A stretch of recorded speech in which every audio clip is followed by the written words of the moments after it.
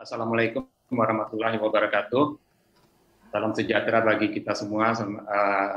Salam sehat untuk kita semua. Terhormat Bu Tito, sahabat lama waktu di pasar modal. Kemudian tadi saya lihat juga ada Pak Abraham ya. Kemudian ada Pak Ahyar, Pak Suwandi. Kemudian ada Bu Endang juga tadi. Jadi saya tidak bisa menyebutkan semua peserta. Kemudian seluruh sivitas akademika dari Indonesia Banking School, Bapak Ibu dosen dan para mahasiswa. Pada siang ini saya diminta untuk membawakan presentasi mengenai kripto, ya, khususnya terkait dengan rencana pendirian bursa kripto di Indonesia. Saya kira di webinar sebelumnya sudah banyak para narasumber yang sudah diundang untuk bicara kripto. Terakhir kalau tidak salah ada Asih ya dari Asosiasi Blockchain Indonesia. Kebetulan minggu lalu saya bersama beliau Bu, bicara mengenai kripto juga di alumni FEUI yang kebetulan juga dihadiri oleh Profesor Miranda waktu itu. Dan juga ada beberapa alumni BI juga. Karena memang kripto ini sangat menarik, walaupun di undang-undang kita memang kripto tidak bisa jadi alat tukar, tapi kalau kita kembali ke latar belakang timbulnya kripto, sebetulnya ini ada dua pro kontra mengenai kripto ini. Ada yang bilang bisa jadi alat tukar, ada yang di kita kalau kita sudah pasti nggak bisa. Gitu. Tapi nanti di bahan presentasi saya coba ulas lagi mengenai kripto. Walaupun tadi seperti saya katakan, narasumber sebelumnya sudah banyak yang bicara soal kripto, tapi untuk bisa menyambungkan dengan rencana pendirian bursanya nanti, saya terlebih dulu mengulas mengenai kriptonya dulu, buat itu.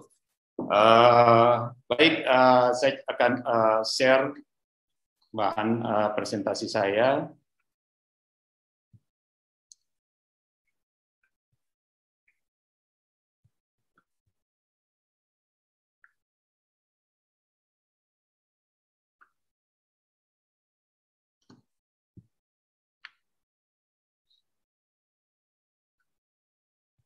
Baik, judul webinar kita hari ini adalah peran bursa berjangka dalam memfasilitasi perdagangan aset kripto.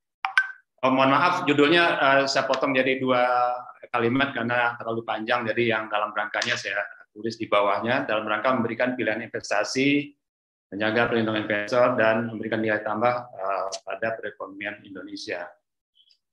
Nah, seperti tadi saya sampaikan, di dunia ini kan sebetulnya masih ada dualisme antara apakah kripto itu bisa dijadikan alat tukar atau tidak.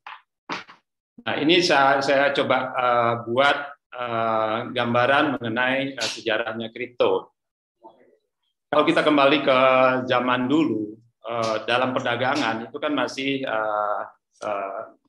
sifatnya masih peer-to-peer, jadi antar dua pihak. Dan pembayarannya dilakukan dengan logam mulia biasanya, dengan emas atau perak. Jadi sebelum ada fiat money dulu, perdagangan itu dilakukan dengan barter, sifatnya peer-to-peer, antara pembeli dan penjual. Dan itu dilakukan pembayaran dengan logam mulia biasanya, emas atau perak. Kemudian baru muncul fiat money yang kita kenal sekarang.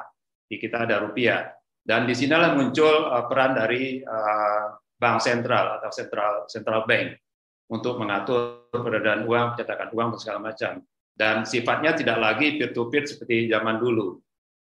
Nah, kemudian sekarang para pendiri kripto, para penemu kripto, sebetulnya bisa kita analogikan, kita seolah-olah kembali lagi ke zaman dulu, zaman pembayaran transaksi dilakukan dengan barter, yaitu dengan logam mulia, emas atau perak.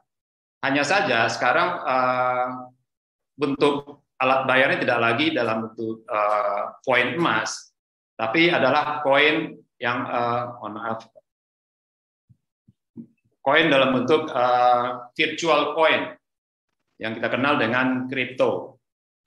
Kripto itu ada banyak nama, mungkin di dunia ini sekarang ada sekitar 17 ribuan jenis kripto, tapi yang aktif itu sekitar 9.500 kripto. Dan seperti tadi Ibu Titu sampaikan, sekarang yang menguasai pasar itu adalah Bitcoin. Bitcoin itu menguasai sekitar 40% pasar kripto di dunia. Karena memang Bitcoin ini adalah yang pertama. Mungkin Bapak, Ibu, atau adik-adik mahasiswa pernah dengar cerita mengenai dulu di tahun sekitar tahun 2009 kalau tidak salah, ada seorang programmer di Amerika, dia pengen membeli 2 slice pizza, dan dia menawarkan 2 slice pizza itu dia akan bayar dengan 10.000 Bitcoin pada waktu itu. Pada waktu itu mungkin nilai Bitcoin masih 0,00 sekian dolar per koin. Dan tawarannya itu disambut oleh seorang programmer lain di Inggris kalau tidak salah. Dan orang ini, programmer di Inggris ini membelikan 2 slice pizza kepada programmer Amerika ini, dan dia menerima pembayaran dalam bentuk Bitcoin sebanyak 10.000 Bitcoin. Nah, kalau kita hitung dengan harga sekarang, harga Bitcoin itu kan terakhir yang saya pantau sekitar 42 ribuan US dollar per koin. Artinya 2 slice pizza itu dibayar dengan harga sekitar 6,3 triliun rupiah. Barangkali itu merupakan pizza termahal di dunia. Tapi memang betul seperti tadi Ibu Titu juga sampaikan, harga kripto ini sangat naiknya sangat cepat dan sangat signifikan, dan turunnya pun juga cepat. Seperti Bitcoin. Bitcoin dulu pernah harganya pernah mencapai hampir 100.000 US dollar per koin. Tapi kemudian turun lagi ke angka 50 ribuan, kemudian ke 42 ribu, sekarang terakhir saya lihat sekitar 38 ribu per koin. Jadi memang kalau kita investasi di Bitcoin, bayangkan saja kalau harganya dari 100 ribu bisa turun ke 50 ribu US dollar, kemudian turun lagi ke 38 ribu, itu berapa besar kerugian yang diderita. Tapi lagi-lagi memang masih terdapat pro kontra soal kripto ini, karena kripto kalau kita bicara secara fundamental, kita nggak bisa ukur fundamentalnya apa, karena tidak ada fundamental. Beda dengan saham misalnya. Kalau saham kan kita membeli saham adalah kita membeli bagian kepemilikan dari suatu perusahaan, dan perusahaannya ada, bisnisnya ada, dan tentu saja perusahaan itu akan bisa menghasilkan keuntungan yang kemudian dibagikan dalam bentuk dividen. Tapi kalau kripto tidak ada fundamentalnya. Memang ada yang dinamakan white paper, itu semacam prospektus yang mereka susun ya. Tapi kan lagi-lagi kita tidak pernah tahu bagaimana sejauh mana itu bisa dinilai fundamentalnya. Seperti Bitcoin contohnya. Bitcoin itu kan katanya ditemukan oleh Satoshi Nakamoto. Tapi sampai sekarang pun masih kontroversi, si Nakamoto ini apakah orang atau sekelompok orang atau apa, kita nggak pernah tahu juga. Karena orangnya sampai sekarang tidak pernah ditemukan. Jadi lagi-lagi memang masih ada pro kontra soal kripto. Nah, sekarang kita masuk ke definisi. Apa sih kripto itu? Ya, seperti tadi saya sampaikan, mungkin di kelas-kelas yang atau di webinar sebelumnya sudah pernah dibahas. Tapi untuk diskusi siang ini kita coba lihat apa sih definisi kripto. Nah, ini definisi yang saya ambil dari Wikipedia. Jadi kripto atau juga disebut cryptocurrency atau kripto saja adalah mata uang digital. Jadi kalau di versi Wikipedia ini disebut sebagai mata uang digital yang didesain untuk berfungsi sebagai alat tukar. Jadi memang pada awalnya memang dibuat sebagai alat tukar melalui jaringan komputer yang tidak tergantung pada otoritas terpusat. Ini saya garis bawahi kata-kata tidak tergantung pada otoritas terpusat. Karena memang seperti tadi saya sampaikan di awal, kripto ini seolah-olah kita kembali lagi ke zaman dulu sebelum ada bank sentral. Karena memang mereka inginnya tidak ada bank sentral. Jadi para penemu kripto, mereka ingin kembali ke zaman dulu. Jadi semua transaksi itu sifatnya peer-to-peer antara pembeli dan penjual, dan mereka tidak mau diawasi. Jadi tidak tergantung lagi pada otoritas pusat.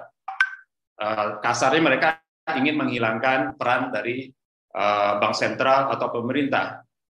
Jadi itu hanya dikelola oleh mereka-mereka yang ada di jaringan komputer di masing-masing kripto itu, yang dikenal dengan teknologi blockchain. Nah, kemudian itu definisi versi Wikipedia.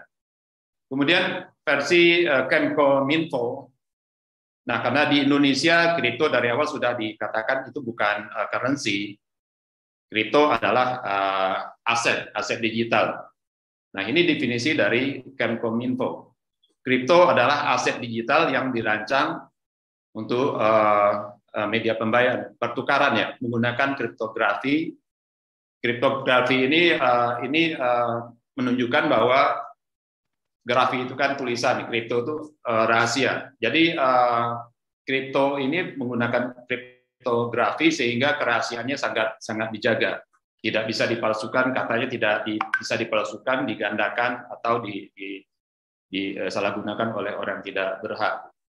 Menggunakan kriptografi yang kuat untuk mengamankan transaksi keuangan, mengontrol penciptaan unit tambahan, dan memverifikasi transfer aset.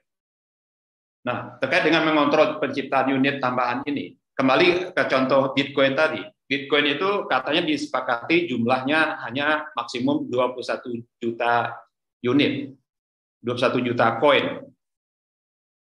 Jadi kalau sekarang itu yang sudah beredar kalau tidak salah sekitar 18 juta koin yang sudah beredar. Nah, cuma lagi-lagi kita sejauh mana kita bisa yakin, bisa memastikan bahwa jumlahnya nanti suatu saat tidak melebihi 21 juta unit tadi yang sudah disepakati oleh di antara para pembuat kripto Bitcoin ini.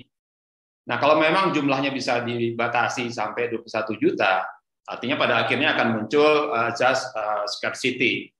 Jadi harganya murni tergantung pada supply dan demand. Karena jumlahnya terbatas, sementara yang ingin membeli banyak, bisa jadi harganya akan terus naik sampai level yang kita tidak tahu sampai berapa. Gitu. Jadi kripto sekali lagi murni didasarkan pada supply dan demand, dan tentu saja kepercayaan. Kita percaya bahwa blockchain ini tersebut memang aman sehingga tidak terjadi penggandaan koin, penerbitan koin yang melebihi jumlah yang sudah disepakati, atau ada tindak penyalahgunaan yang lain. Jadi sepenuhnya tergantung pada kepercayaan kita sebagai nasabah atau pengguna kripto. Nah, kemudian ini adalah definisi dari Asosiasi Blockchain Indonesia. Cryptocurrency dapat didefinisikan sebagai mata uang digital. Ini sudah terus terang definisi ini masih agak rancu karena mata uang digital nanti BI kalau tidak salah juga akan membuat rupiah digital. Nah, nanti bedanya apa gitu? Kalau saya sih lebih cenderung menggunakan istilah virtual, jadi mata uang virtual. Karena kalau digital, rupiah pun sudah ada yang digitalize. E-money atau apapun namanya yang dikeluarkan oleh bank-bank itu pada dasarnya adalah digital money atau uang digital. Artinya uang fiat money yang digitalize. Nah, kalau kripto, saya lebih cenderung menggunakan istilah mata uang virtual. Nah, cuman definisi dari Asosiasi Blockchain Indonesia, mereka mendefinisikan kripto sebagai mata uang digital yang keberlakuannya di semua negara dan sama di semua negara dan dapat digunakan untuk transaksi antar pengguna tanpa perlu mediasi pihak ketiga. Jadi ini lagi-lagi para penemu kripto maunya mereka tidak ada mediasi pihak ketiga. Jadi kembali transaksi bersifat peer-to-peer antara dua pihak yang melakukan transaksi. Nah, kemudian bagaimana definisi versi Bapepti sebagai Badan Pengawas Perdagangan Berjangka Komoditi?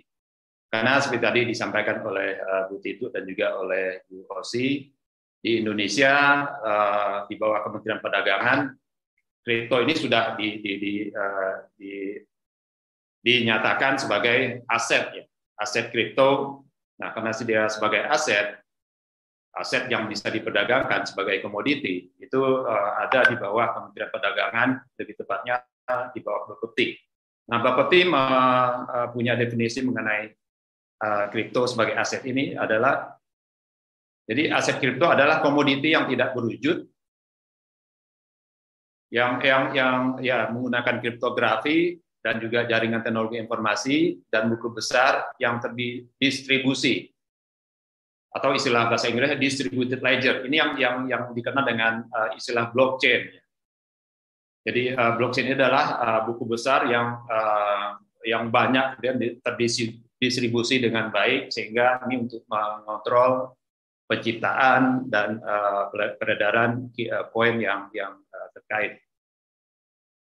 Ini sama untuk mengatur penciptaan unit baru, memverifikasi transaksi, dan mengamankan transaksi. Ini lagi-lagi tanpa campur tangan pihak lain. Itu definisi versi Bapepti. Nah, ini tadi saya menambahkan apa yang sudah disampaikan oleh Osi tadi di awal. Pasar kripto ini memang sangat besar dan pertumbuhannya sangat cepat. Ini saya masih menggunakan data per Januari.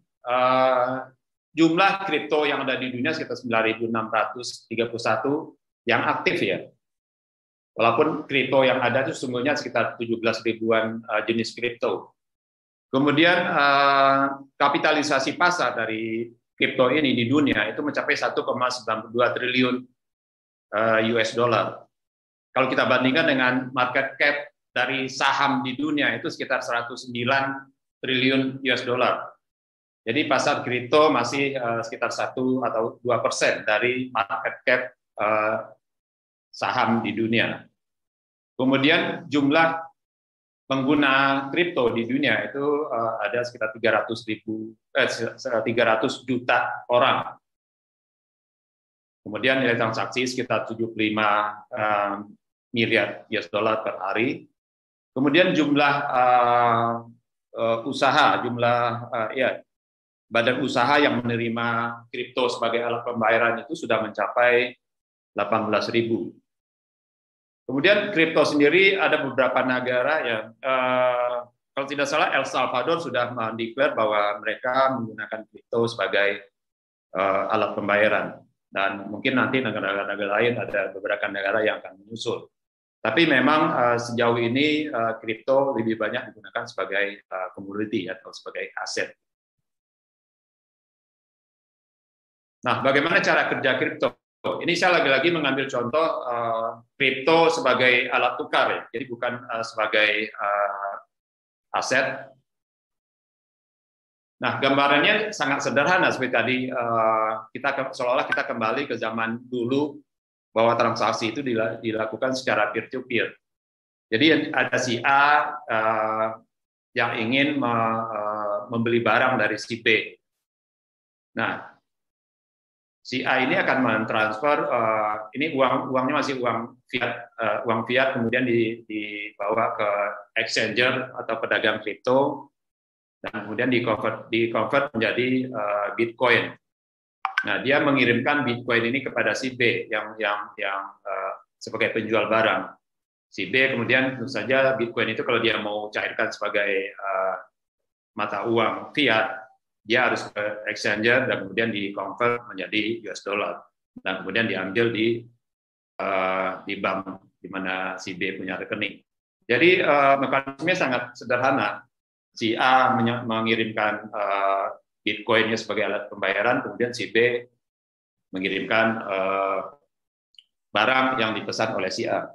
Jadi di sini lagi-lagi ini murni peer-to-peer antara si A dan si B. Tidak ada pihak lain yang mengakomodir transaksi antara kedua pihak ini. Kecuali tadi ada exchanger yang itu untuk konversi dari fiat money ke kripto, atau sebaliknya dari kripto ke fiat money.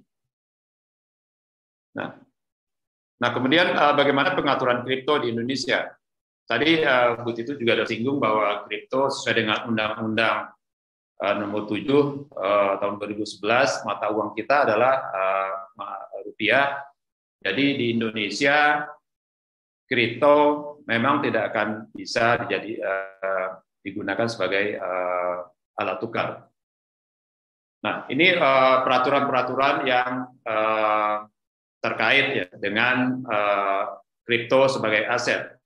Yang pertama adalah Peraturan Menteri Perdagangan Nomor 99 Tahun 2018 tentang ketentuan umum penyelenggaraan perdagangan berjangka aset kripto. Kemudian ada Peraturan Bapepti Nomor 2 Tahun 2019 tentang penyelenggaraan pasar fisik komoditi di bursa berjangka. Nah, kripto adalah salah satu komoditi, jadi dia harus ikut di Perba Nomor 2 Tahun 2019 ini. Kemudian ada lagi Perba Nomor 5 Tahun 2019 tentang ketentuan teknis penyelenggaraan pasar fisik aset kripto di bursa berjangka. Ini kalau tidak salah sudah 2 atau sampai 3 kali perubahan ini. Jadi cuman di sini saya ambil yang nomor 5 ini yang terakhir kalau tidak salah. Kemudian ada Perba Nomor 7 Tahun 2020 tentang penetapan daftar aset kripto yang dapat diperdagangkan di pasar fisik aset kripto di Indonesia. Nah, di sini peran Bapepti menentukan kripto mana yang boleh diperdagangkan oleh pedagang yang terdaftar di Indonesia. Seperti tadi saya sampaikan, di dunia ini ada sekitar 9.600-an kripto yang aktif diperdagangkan. Tapi dari 9.600 ini, kemudian Bapepti mengambil 500 kripto, kemudian dari 500 ini kemudian diseleksi lagi dengan metode Analytical Hierarchy Process atau AHP, sehingga terakhir diambil 229 kripto yang boleh diperdagangkan oleh pedagang yang terdaftar atau yang sudah diberikan izin oleh Bapepti. Jadi di luar itu koin yang tidak masuk ke daftar yang 229 itu tidak boleh diperdagangkan oleh pedagang yang terdaftar di Bapepti. Nah, kemudian ada Perba Nomor 8 Tahun 2021 tentang pedoman penyelenggaraan perdagangan pasar fisik aset kripto di bursa berjangka. Kemudian yang terakhir adalah ini suatu kemajuan adalah adanya Peraturan Menteri Keuangan Nomor 68 Tahun 2022 tentang pajak pertambahan nilai dan pajak penghasilan atas transaksi perdagangan aset kripto. Jadi selama ini belum ada pengenaan pajak terhadap transaksi kripto di Indonesia, tapi Kementerian Perdagangan sudah menindaklanjuti hal tersebut, dan PMK ini baru keluar beberapa bulan lalu dan akan diberlakukan pada tanggal 1 Mei yang akan datang. Nah, dengan adanya PMK nomor 68 ini, setiap transaksi kripto di pedagang yang punya izin, yang sudah diberi izin oleh Bapepti, itu akan dikenakan PPN sekitar 1% dari tarif PPN yang berlaku. PPN kan 11%, jadi untuk transaksi kripto itu dikenakan 1% dari 11%, jadi sekitar 0,11% untuk PPN-nya. Kemudian untuk PPh-nya itu juga final, bersifat final sama seperti di bursa saham, itu tarifnya adalah 0,1%. Tapi untuk pedagang yang tidak terdaftar di Bapepti atau tidak punya izin di Bapepti, itu tarifnya menjadi 2 kali lipatnya. Jadi kalau untuk pedagang yang resmi itu kena 0,11% untuk PPN, sedangkan yang tidak punya izin itu 0,22% untuk PPN-nya. Sedangkan untuk PPh-nya untuk yang punya izin itu 0,1% final, sedangkan yang tidak punya izin itu 0,2%. Jadi ini terus terang juga jadi isu pro kontra juga di antara pedagang, karena tarif yang dikenakan lumayan besar. Untuk transaction fee saja itu yang berlaku itu sekitar 0,3% untuk setiap transaksi yang dikenakan oleh para pedagang. Jadi kalau dikenakan pajak ada PPN 0,11%, kemudian ada PPh lagi 0,1%, kelihatannya di mata pedagang ini akan jadi mahal biayanya, sehingga dikhawatirkan tidak menarik minat bagi para investor. Jadi oleh karena itu mereka tentu saja masih dalam upaya untuk bisa menegosiasikan tarif ini. Walaupun Menteri Keuangan sudah mengeluarkan PMK-nya yang sudah berlaku dan nanti akan diterapkan di 1 Mei. Tapi di antara pedagang sendiri, mereka sendiri masih mengkhawatirkan adanya pajak ini akan justru mengurangi minat dari investor, dan dikhawatirkan pembelakuan ini justru akan nanti transaksi investor malah larinya ke luar negeri. Karena kan transaksi kripto bisa dilakukan langsung ke luar negeri. Tidak harus pedagang yang terdaftar di Bapepti atau di bursa yang ada di Indonesia. Nah, pengenaan pajak ini itu tadi para pedagang mengkhawatirkan ini akan justru mengurangi minat dari investor. Nah, kemudian bagaimana mekanisme pedagang aset kripto di Indonesia? Ini terus yang saya ambil dari buku yang diterbitkan oleh Asosiasi Blockchain Indonesia. Nah, kalau kita kembali ke transaksi kripto yang tadi saya jadikan contoh, itu Bitcoin tadi, itu kan sangat sederhana ya. Jadi antara dua belah pihak melakukan perdagangan, kemudian dilakukan transaksi pembayaran dengan Bitcoin. Jadi sifatnya peer-to-peer. Nah, di Indonesia transaksi kripto akan jadi seperti ini. Jadi setiap investor atau nasabah yang ingin bertransaksi kripto, tentu saja mereka pertama harus berhubungan dengan pedagang fisik aset kripto yang terdaftar di Bapepti. Nah, di situ ada proses pembukaan rekening, kemudian ada proses KYC, sama seperti yang lazimnya berlaku di pembukaan rekening efek di perusahaan sekuritas. Ada proses KYC-nya, kemudian ada beberapa formulir yang harus diisi oleh nasabah. Kemudian tentu saja kemudian nasabah menyetorkan uang kepada para pedagang. Nah, di sini ada ketentuannya di peraturan Bapepti juga bahwa si pedagang fisik aset kripto ini harus punya apa yang dikenal dengan segregated account. Jadi para pedagang ini harus membuka satu rekening terpisah untuk menampung dana-dana yang diterima dari para nasabah mereka. Dan ada kewajiban juga bahwa 70% dari dana yang mereka terima ini itu harus disimpan di lembaga clearing berjangka sebesar 70%-nya. Ini untuk melindungi sebetulnya, untuk melindungi nasabah. Jangan sampai nanti terjadi kalau 100% dana nasabah yang disimpan oleh pedagang ini entah suatu saat bisa terjadi disalahgunakan oleh pedagangnya, itu kan nanti akan merugikan nasabah. Ini agak berbeda dengan di pasar modal. Kalau di pasar modal kan kita mengenal apa yang disebut dengan RDN atau rekening dana nasabah. Itu adalah rekening yang memang atas nama nasabah langsung, tapi dibukakan oleh si perusahaan sekuritas. Kalau di industri perdagangan berjangka komoditi, di sana belum ada RDN, tapi ada yang dikenal dengan segregated account. Itu account-nya tetap atas nama si pedagang fisik aset kripto, cuman khusus untuk menampung dana-dana yang diterima dari nasabah. Dan ada kewajiban bagi pedagang ini untuk menyimpan 70%-nya di lembaga clearing, sehingga yang dikelola oleh si pedagang hanya 30%-nya. Ini untuk mengurangi potensi penyalahgunaan dana nasabah oleh si pedagang. Nah, demikian pun terkait koinnya. Si pedagang misalnya menerima koin dari nasabah, dan 30%, hanya 30% dari koin itu boleh dikelola sendiri oleh si pedagang.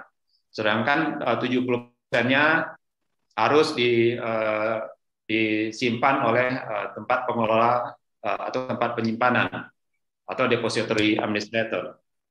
Jadi ini lagi-lagi sama seperti uang tadi, untuk koinnya juga 30%, hanya 30% yang boleh dikelola oleh si pedagang, sedangkan 70%-nya harus dikelola oleh tempat penyimpanan.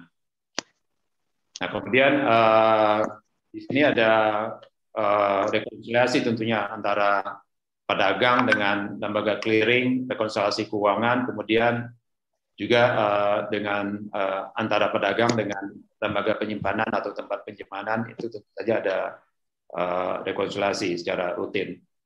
Kemudian antara bursa berjangka dengan lembaga clearing dan juga antara bursa berjangka dengan lembaga penyimpanan itu juga ada saling rekonsiliasi data.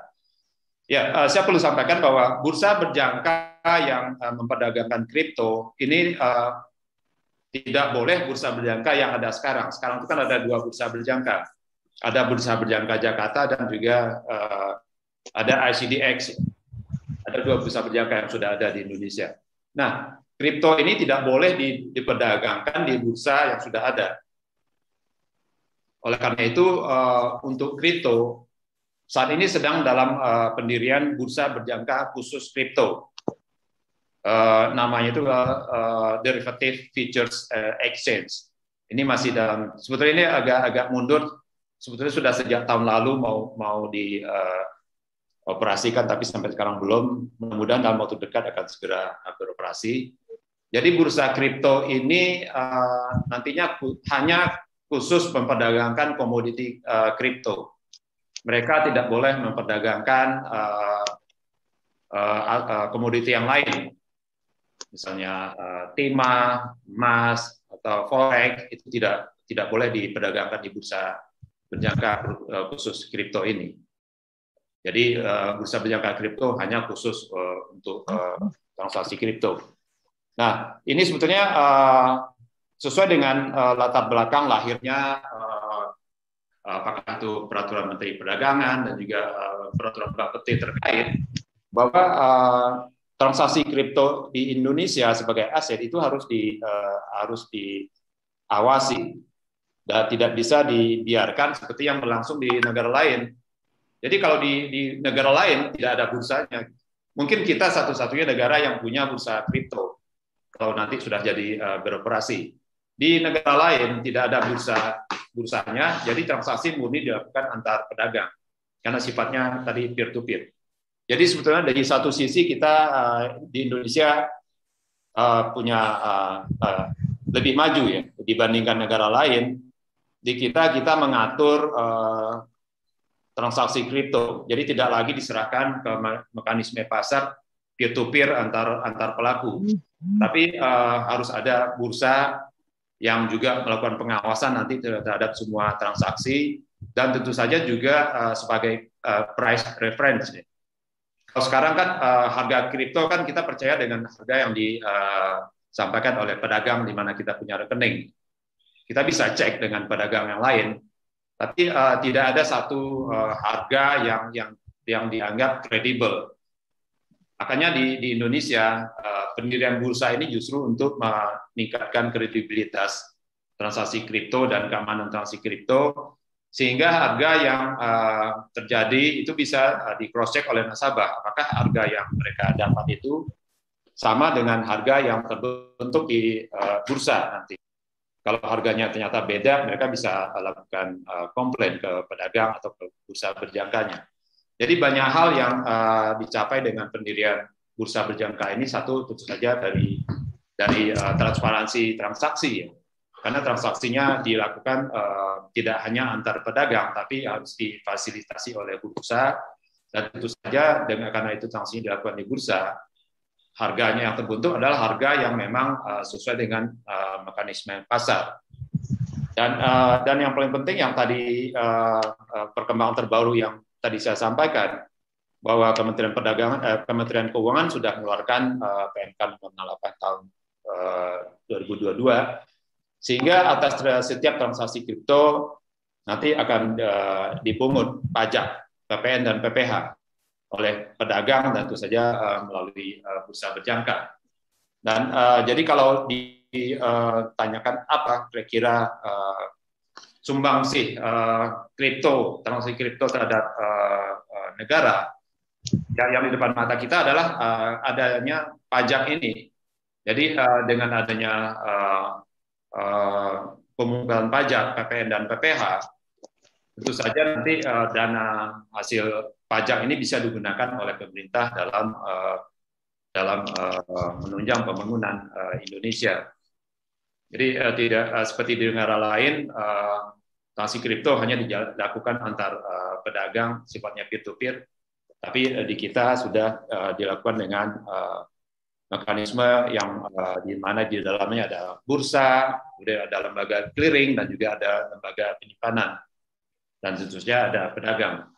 Nah, bursa ini memang sesuai dengan peraturan Bapepti, memang diberi tugas untuk membantu melakukan pengawasan terhadap transaksi kripto, pedagang kripto yang dilakukan oleh para pedagang ini.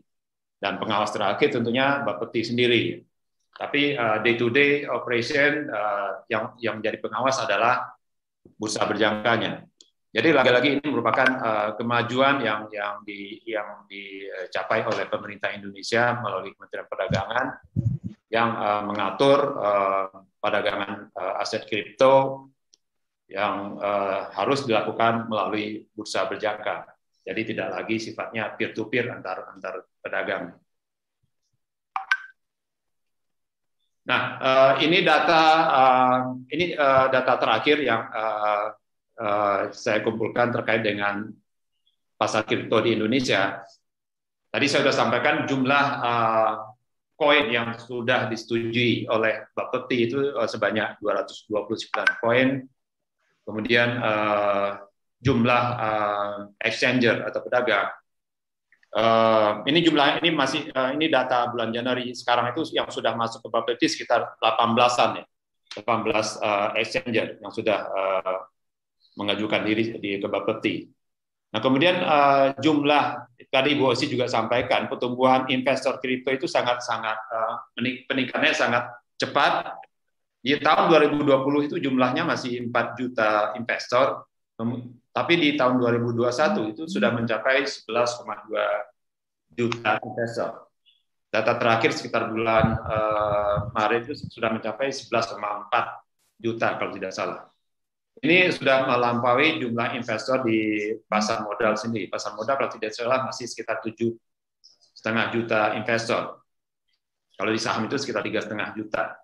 Jadi memang pertumbuhannya sangat cepat dan memang didominasi oleh anak-anak milenial, karena memang anak-anak muda ini mungkin sangat suka dengan transaksi yang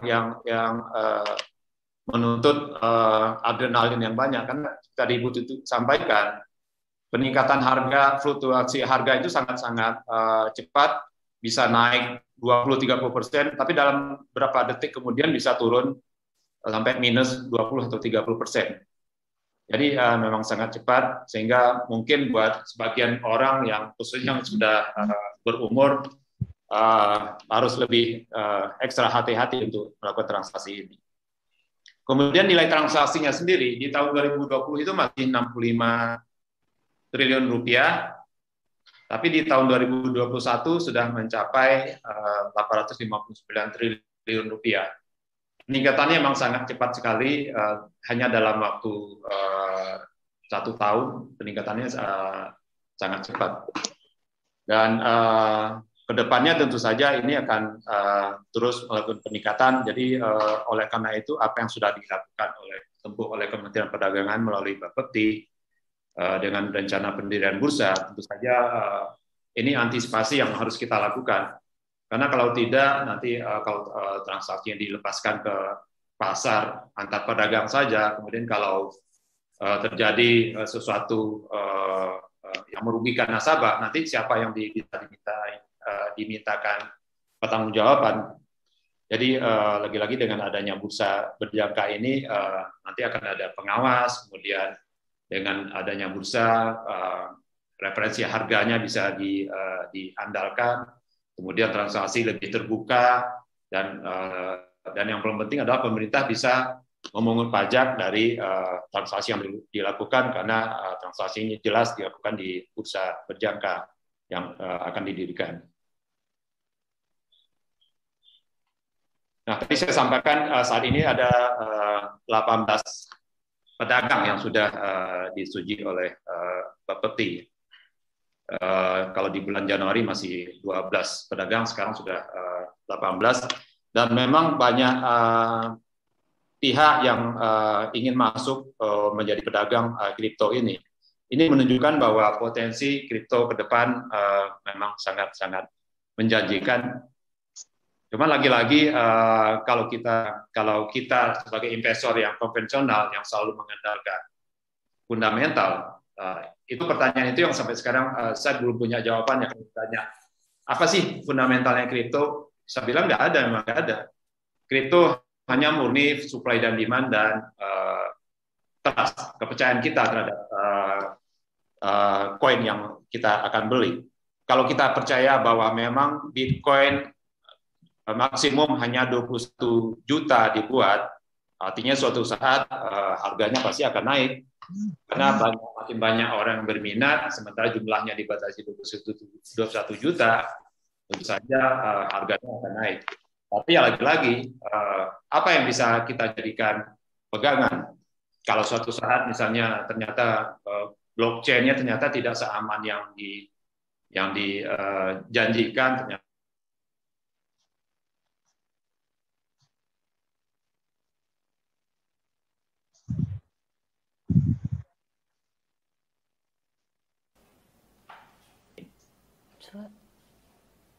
ya, karena itu presentasi saya. Mungkin tadi nanti kita masuk ke diskusi saja. Ini saya ada iklan sedikit. Ini saya punya YouTube channel. Di situ saya banyak ada video mengenai investasi. Jadi yang berminat subscribe, silakan subscribe. Kemudian saya juga punya Instagram dengan nama ini. Baik, Ibu Osi, saya kembalikan ke Bu Osi. Kita masuk ke tanya jawab. Assalamualaikum warahmatullahi wabarakatuh. Waalaikumsalam warahmatullahi wabarakatuh. Terima kasih Bapak Hamdi Hasyarbaini untuk pemaparannya.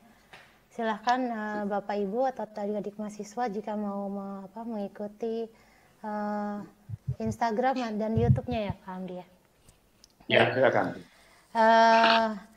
Baik, terima kasih sekali lagi Pak Hamdi untuk kesempatan di awal. Mungkin kami beri kesempatan pada audiens yang ingin bertanya. Kita akan ambil 3 pertanyaan melalui kolom Q&A, dan mungkin ada yang bertanya juga dari kolom chat.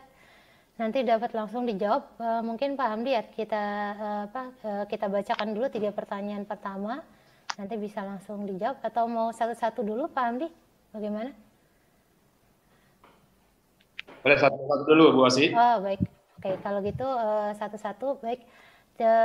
Dari kolom Q&A saya mencatat di sini ada dari mungkin Saudara Andri Prasetyo ya.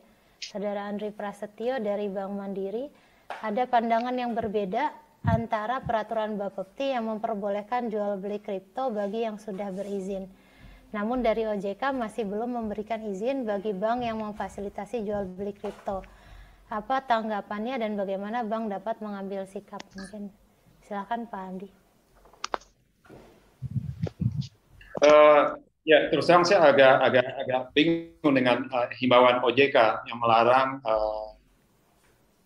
lembaga jasa keuangan untuk memfasilitasi. Karena nggak mungkin kalau tanpa bank transaksi kripto nggak mungkin dilakukan. Karena untuk menyetorkan dana ke rekening kriptonya itu kan dari fiat money kan, dari rekening bank yang ada. Kan nggak mungkin nasabah ambil uang tunai kemudian pakai koper bawa ke pedagang kripto ya, kemudian langsung disetorkan. Jadi saya kira Bapepti atau Kementerian Perdagangan dengan OJK perlu diskusi lebih lanjut nih soal ini, karena kalau tanpa bank memang di awalnya kripto itu memang ingin menghilangkan fungsi intermediary. Tapi yang dimaksud intermediary adalah central bank. Mereka nggak mau lagi ada central bank. Tapi untuk memfasilitasi transaksi, kan nggak mungkin tanpa adanya bank, nasabah kripto bisa transaksi. Kan nggak mungkin dia bawa uang tunai, ambil di ATM, kemudian dibawa dengan telepon, bawa ke pedagang. Jadi saya kira perlu ada koordinasi nih antara OJK, Bapepti, atau Kementerian Perdagangan untuk agar transaksi ini bisa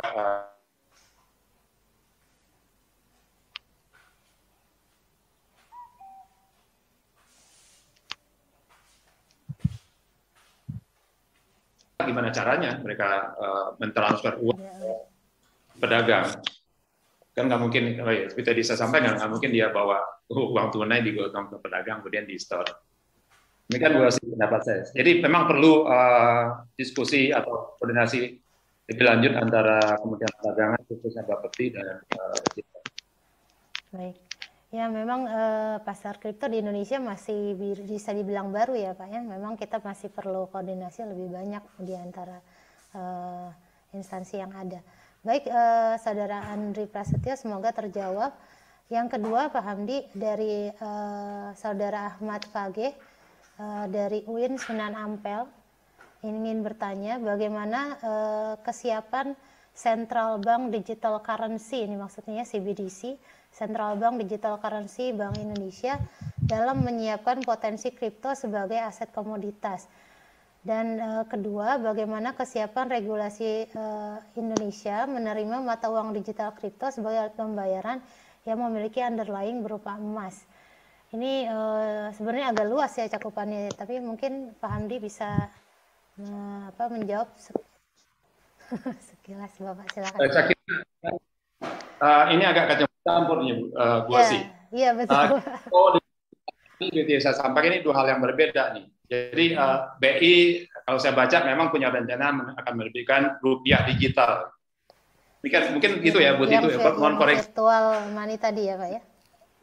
Ya, jadi BI memang akan punya rencana akan menerbitkan rupiah digital, which is itu sebetulnya fiat money yang digitalize. Kripto ini sebetulnya tidak ada hubungannya dengan itu. Kripto adalah barang yang berbeda nih. Jadi kripto tidak ada hubungannya dengan central bank, karena memang tidak bisa sampaikan membuat kripto sebetulnya memang mereka ingin ada fungsi bank sentral. Mereka hanya di antara mereka di sistem blockchain yang mereka bangun, nanti hubungannya antar mereka saja gitu. Jadi tidak ada fungsi bank sentral di situ. Jadi kalau ditanyakan apakah kripto akan jadi alat pembayaran, itu tidak akan pernah jadi alat pembayaran di Indonesia. Karena alat pembayaran di Indonesia adalah rupiah. Kripto di Indonesia hanya sebagai aset. Oleh karena itu keberadaannya ada di bawah Kementerian Perdagangan atau lebih spesifik Bapepti. Tapi kalau saya misalnya transaksi dengan Bu Osi, misalnya saya menjual mobil ke Bu Osi, saya bayar pakai Bitcoin ya boleh-boleh saja. Itu kan kesepakatan kita berdua. Tapi sebagai alat pembayaran saya di Republik Indonesia itu adalah rupiah, bukan kripto. Jadi terkait dengan pertanyaan tadi, yang akan diterbitkan BI itu adalah digital, rupiah digital, bukan kripto. Jadi dua hal yang berbeda nih, Bu Osi. Mudah-mudahan menjawab, Bu Osi. Yes. Baik, mudah-mudahan menjawab untuk Saudara Ahmad Fageh. Pertanyaan ketiga Pak Hamdi untuk sesi pertama ini dari saudari Ana Afriana dari Bank BJB. Kripto masih dipengaruhi nilai tukar rupiah terhadap kurs mata uang negara tertentu. Apakah ini kayaknya maksudnya gitu ya? Apakah kripto masih dipengaruhi oleh nilai tukar mata uang tertentu? Dan bagaimana apakah sudah ada batasan kepemilikan atas kripto dari individu atau organisasi? Dan ini kayaknya mau lebih mempertanyakan lagi nih Pak Hamdi, tadi yang sudah dijelaskan mengenai PPN yang diterapkan itu dari akumulasi jumlah lot atau dari mana? Baik, silakan Pak. Kayaknya curiosity-nya banyak nih, 3 pertanyaan. Mungkin satu-satu.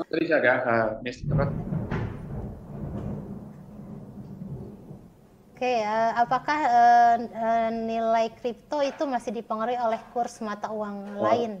Baik. Ya, makasih Bu Asi. Kripto itu justru salah satu tujuan kenapa kripto itu dibangun, itu satu keberlakuannya sama di semua negara. Ya.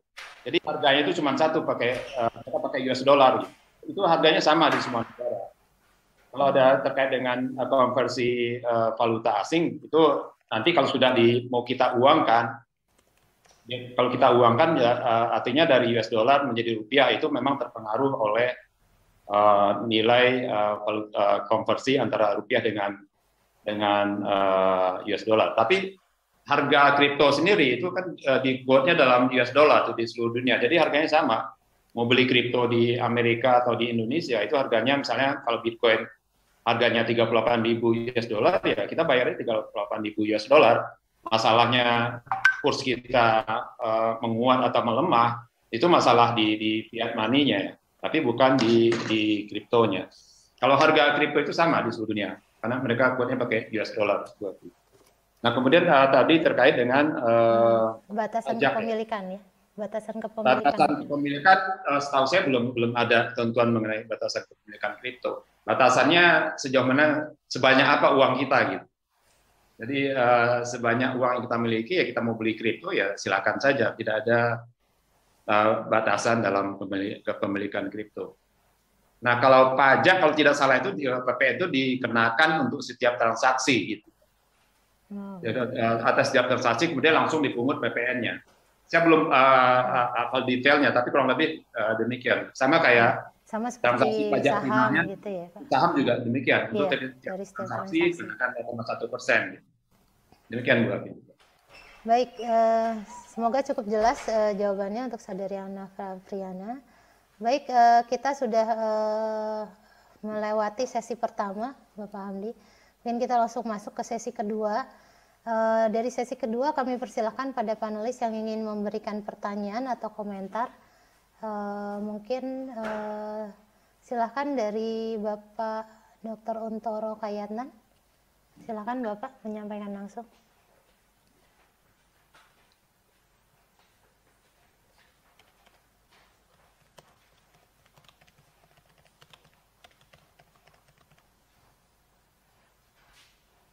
Belum dia.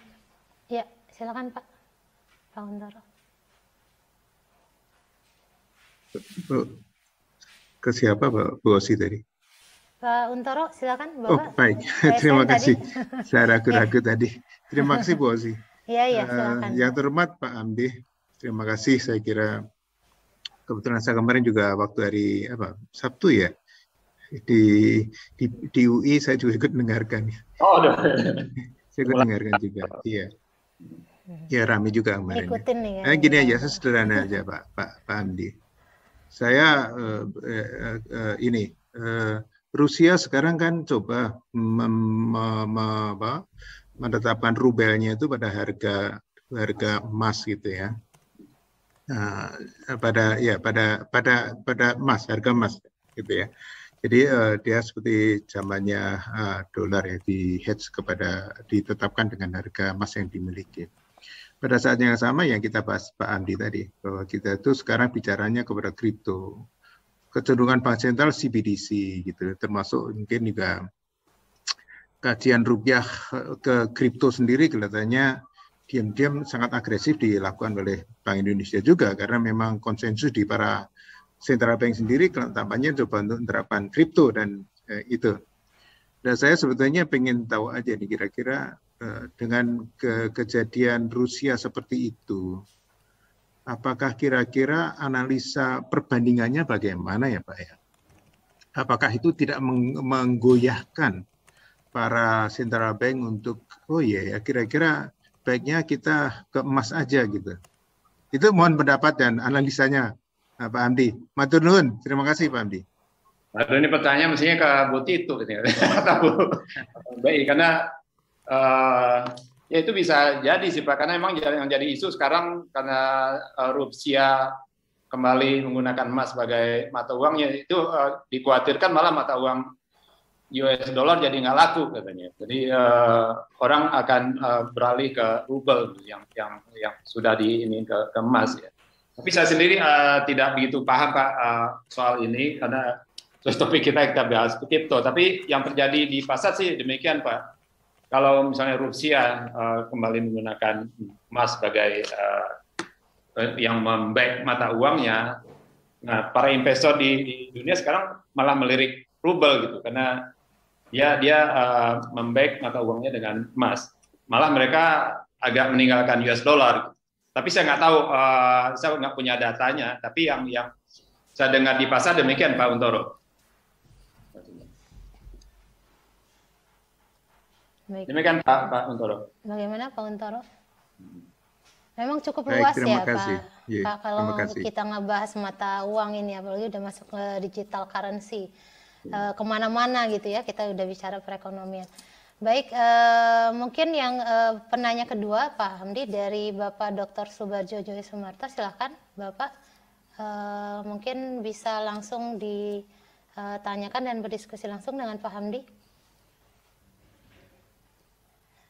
Pak Barjo, mungkin Pak Barjo sedang ini. Baik, Pak, mungkin kita ke Pak Ahyar Ilyas dulu. Silakan Bapak.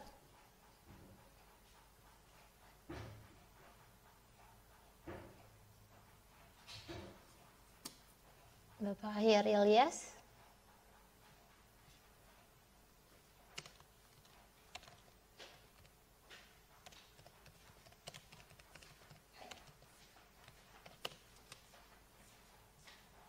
Saya cari, oke, belum muncul nih kelihatannya. Baik, kalau gitu kita mungkin kita sementara masuk ke pertanyaan yang ada di kolom chat mungkin ya, Pak Hamdi ya, sambil menunggu dari panelis. Ini ada pertanyaan dari saudari Arifia Nurikli mengenai jumlah kripto yang diizinkan gitu ya. Apakah akan bertambah secara signifikan seperti bertambahnya jumlah pengguna kripto? Jadi mempertanyakan kok kayaknya jumlah pengguna kripto makin naik gitu, tapi aset yang diizinkan ini nggak bertambah gitu. Kira-kira pertimbangannya untuk aset diizinkan untuk diperdagangkan, aset kripto yang diizinkan untuk diperdagangkan itu dari apa aja Pak? Gitu. Baik, terima kasih. Yang pertama yang dilihat Bapak adalah dari market cap-nya, Bu Osi. Jadi Bapak tadi saya sampaikan mengambil 500 top 500 market cap, coin market cap yang ada di dunia gitu. Kemudian dari 500 itu dilakukan lagi analisis pakai tadi metode analytical hierarchy process. Kemudian dipersempit menjadi 229 itu. Jadi kalau pertanyaan apakah ditambah, saya kira itu tidak tertutup kemungkinan itu akan ditambah. Ini kita belum bicara koin yang diterbitkan oleh orang Indonesia sendiri. Kalau orang Indonesia mau menerbitkan koin, nanti gimana gitu? Boleh nggak diperdagangkan di bursa yang ada di Indonesia? Nah itu juga belum ada aturan yang jelas mengenai penerbitan koin itu. Jadi kalau pertanyaannya apakah bisa ditambah, tentu saja bisa ditambah. Kalau nanti dari hasil analisa Bapepti, oh ternyata di dunia tidak lagi kita pilih 229, kita pilih 300 ya bisa saja. Karena itu lagi-lagi itu diambil dari top 500 market cap yang ada di dunia, kemudian di-press lagi jadi 229. Enggak itu yang disetujui. Saya juga nggak tahu kenapa angkanya angka cantik itu 229, kenapa bukan 230. Nggak tahu juga Bosi, karena tadi. Jadi dengan menggunakan metode HP tadi dipilihlah 229 koin. Jadi kalau sangat mungkin kalau jumlahnya ditambah sih saya kira sangat mungkin. Apalagi kalau saat nanti Bapak Peti sudah melakukan aturan mengenai initial coin offering di Indonesia yang sekarang belum ada. Oke. Menarik ya Pak ya. Karena memang perkembangannya baru-baru ini ya Pak ya untuk kripto, market kripto ya, baru pesat gitu. Oke, ini pertanyaan selanjutnya dari Dewantoro Marsono dari Perbanas, Bapak. Bertanya mengenai investasi aset kripto termasuk beresiko tinggi, bagaimana mengurangi resiko tersebut? Ini pertanyaan mendasar nih kayaknya, bagaimana mengurangi resiko investasi kripto? Kalau ini kembali ke teori investasi konvensional, kalau mengurangi harus diversifikasi. Jadi dalam investasi harus diversifikasi kan prinsipnya. Jadi jangan taruh semua uangnya di kripto. Dan kalau di kripto pun jangan taruh di satu koin. Misalnya punya 100 juta semua dibelikan Bitcoin, itu kan risiko juga. Kita nggak tahu apakah Bitcoin memang harganya nanti akan naik atau tidak. Kita nggak tahu. Jadi kembali ke prinsip dasar investasi harus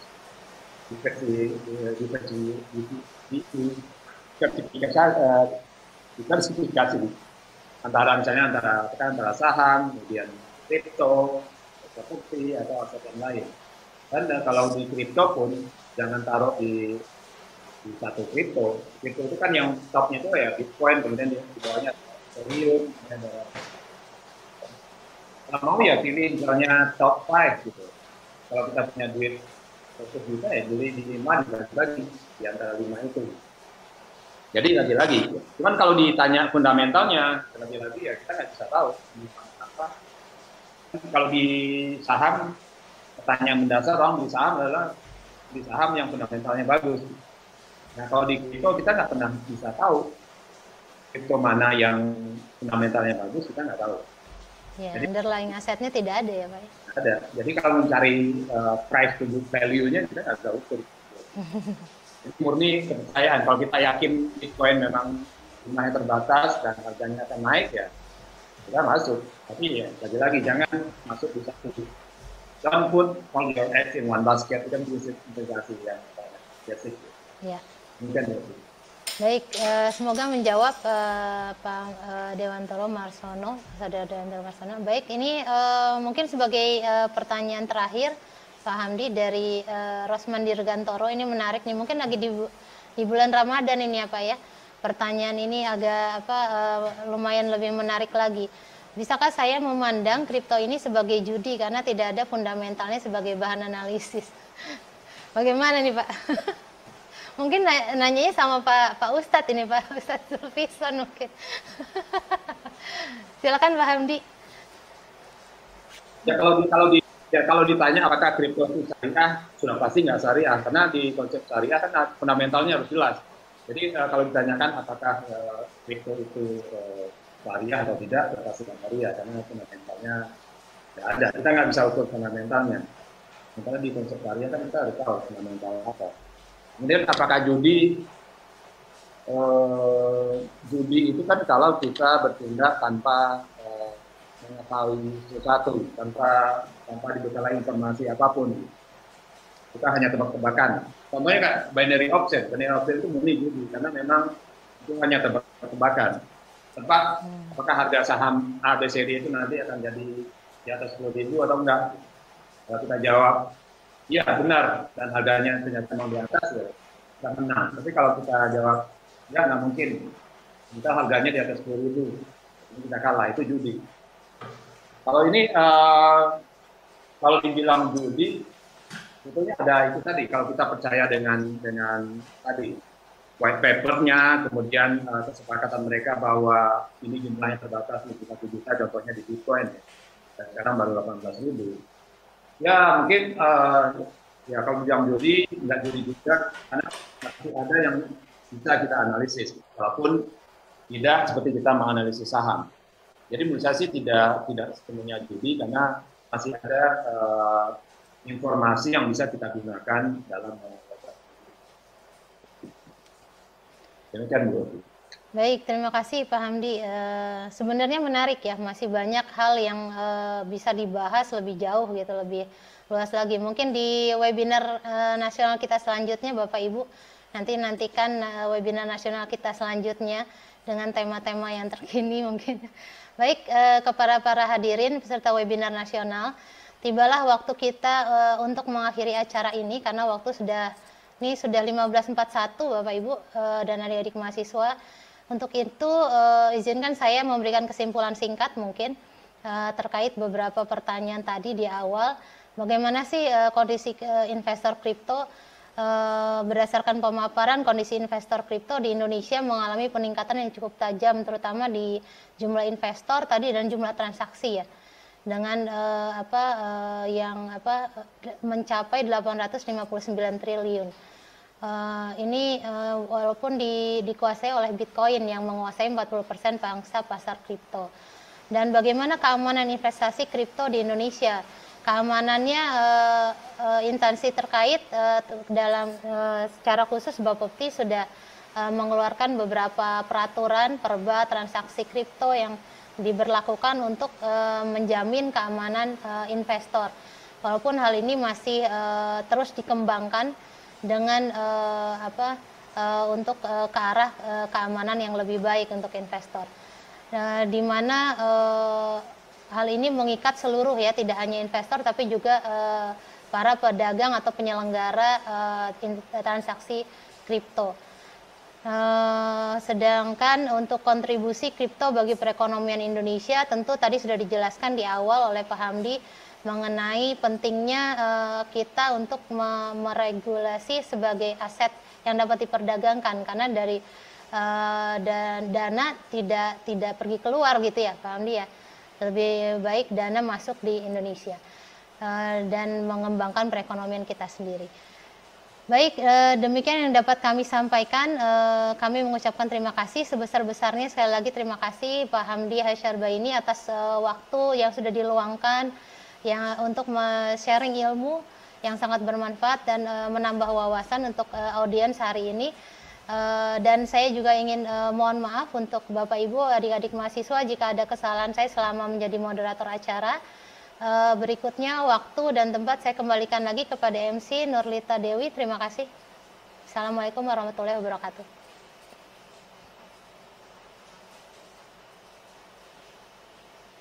Pemberian plakat secara virtual kepada Bapak Hamdi Hasyarbaini.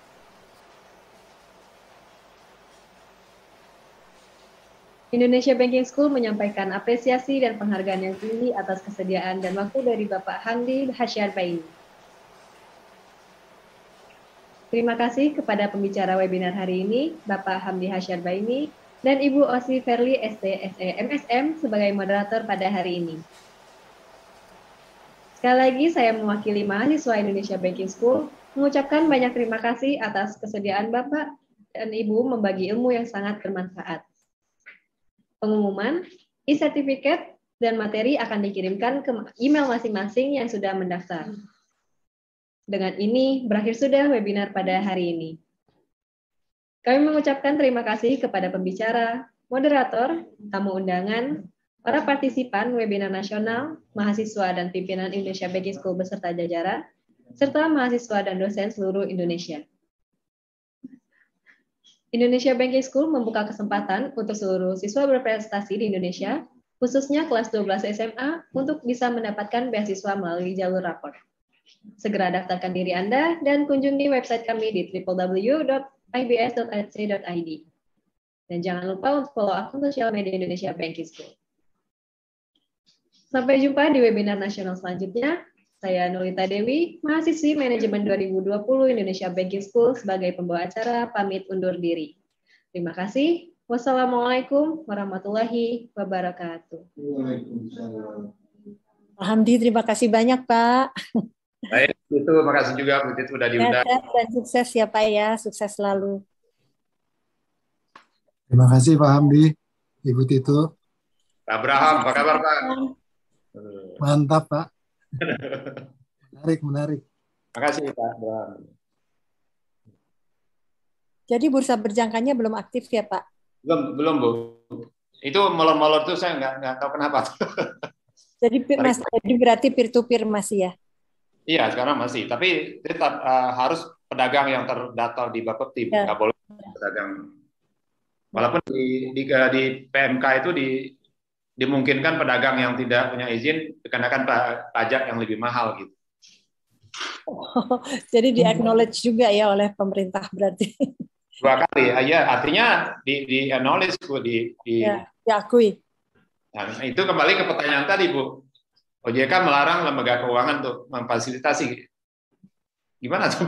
Saya juga nggak, gimana nantinya gitu. Kelihatannya belum tuntas, Pak. Ya, belum tuntas. Mungkin di OJK-nya juga sedang melakukan penelaahan. Ya, Sebaiknya bagaimana? Karena tentunya tidak mungkin transaksi tidak melalui bank. Karena Ya. ini kan sebagai transaction, bukan sebagai pihak, Pak. Ya. Bank bukan sebagai pihak. Itu sama dengan pernyataan Prof. Miranda waktu webinar di FEUI, beliau juga bilang, ya nggak mungkin tanpa bank nggak mungkin bisa transaksi kripto. Gitu. Ya. Nggak mungkin orang gotong uang tunai ke pedagang kan. Iya, Pak. Ya. Jadi mungkin bank-bank mempertanyakan, tadi juga yang bertanyakan dari bank. Iya, karena kan pada saat ini kan bank sudah membantu, Bu, sudah memfasilitasi kan. Ya. Untuk transaksi kripto. Nah, ya, kalau nanti jumlahnya dibatasi, Pak. Oh, jumlahnya dibatasi. Nah, kalau nanti tiba-tiba dilarang OJK bisa kena. Nanti Bu Eti ini, saya lihat ada Bu Eti, nanti Bu Eti. Iya, ada Bu Eti. Bu Eti mau pendapat nggak, Mbak? Bu, ada diskusi sambungan, Bu.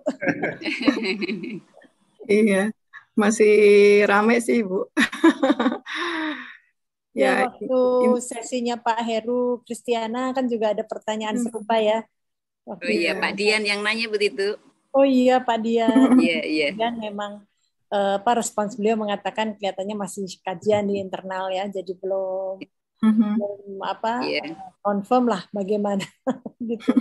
Meskipun dinyatakan sulit juga karena kan perbankan kan di sini sebagai bankers ya, bukan sebagai parties di dalam. Bankers ya. Bankers melayani transaksi apapun kan. Melayani transaksi apapun, iya betul. Mungkin terlalu hati-hati ya, Bu. Ya, terlalu hati-hati.